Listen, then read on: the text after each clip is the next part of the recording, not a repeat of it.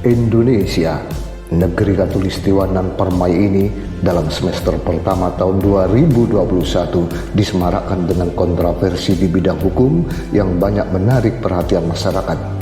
Kontroversi hukum yang menyedot perhatian publik itu adalah ditetapkannya 6 arwah anggota FPI sebagai tersangka oleh Baris Krim Kepolisian Republik Indonesia.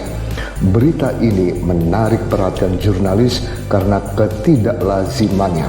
Media-media papan atas Indonesia ramai-ramai mewartakan soal itu.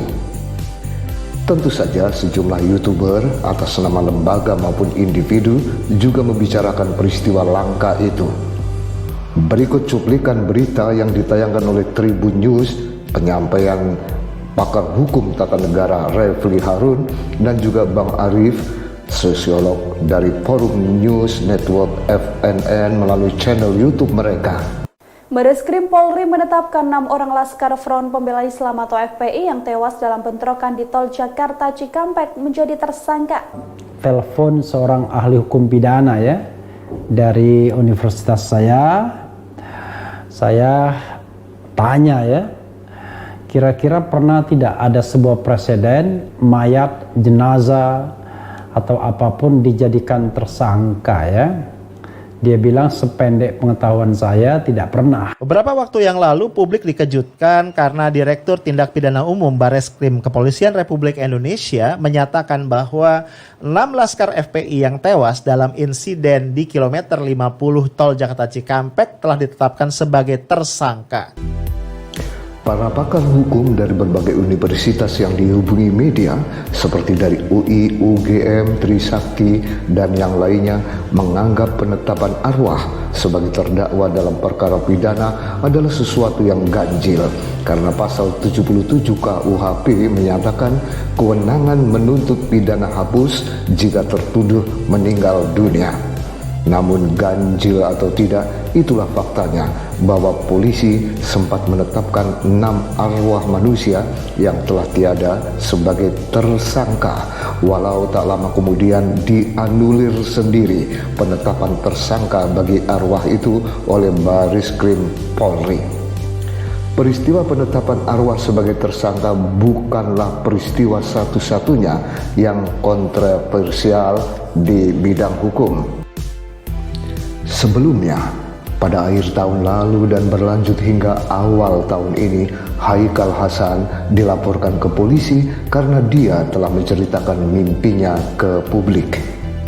Juru bicara Persaudaraan Alumni 212 Haikal Hasan harus berurusan dengan polisi setelah ceritanya tentang mimpi bertemu Nabi Muhammad dipersoalkan.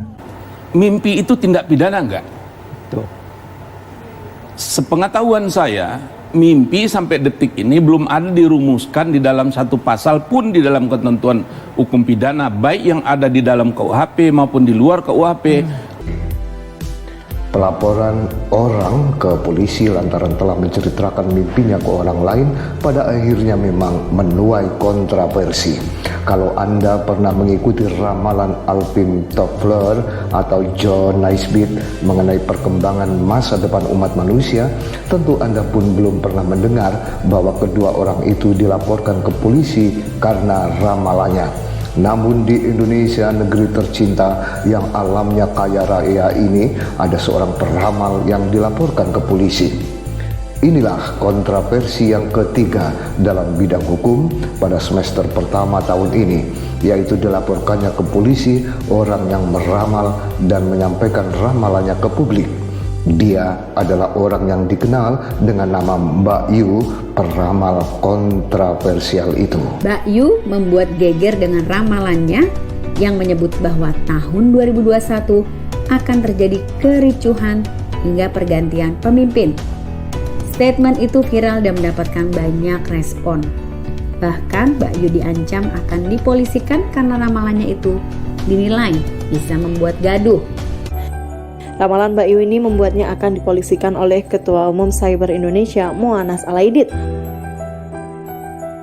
Menanggapi hal ini, Paranormal Mbah Mijan menilai rencana Ketua Umum Cyber Indonesia, Muanas Alaidit, untuk melaporkan Mbak Yu ke polisi berlebihan. Dengan mencuatnya 3 peristiwa yang kontroversial di bidang hukum itu tentulah menarik perhatian publik, khususnya para pemerhati masalah hukum, mahasiswa, praktisi, dan pakar hukum di negeri ini. Indonesia yang sering disebut oleh para petinggi pemerintahannya sebagai negara hukum, mudah-mudahan hukumnya bisa tegak seadil-adilnya di negara tercinta ini. Bukan hukum yang tajam ke bawah namun tumpul ke atas. Semoga keadilan bagi seluruh rakyat Indonesia yang tertera dalam butir Pancasila itu dapat diwujudkan dengan sebaik-baiknya.